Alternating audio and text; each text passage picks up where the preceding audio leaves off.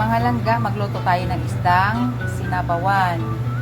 Iyan si isda, si malunggay, ayan si dahon ng kamote, at saka si saluyot, may mga butas-butas pa. Pero hinugasan ko naman ng mabuti yan.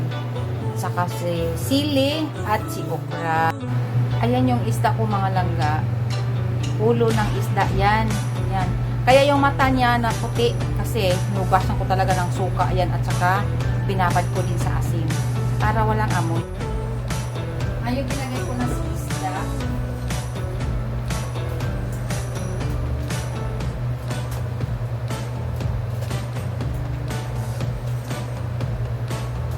Medyo madami siya.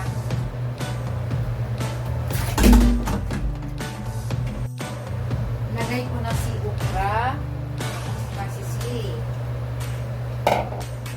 Siya.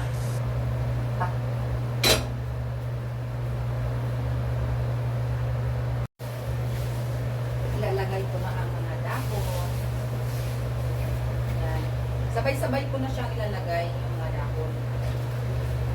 Malinis na yan. Halos sabunan ko na yan.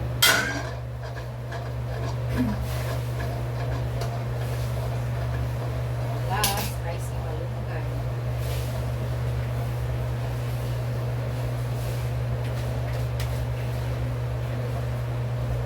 Siya. At ito na yun siya. Ang sarap, diba? Ayan. Binukod ko yung isda kasi baka madurog. Yan siya.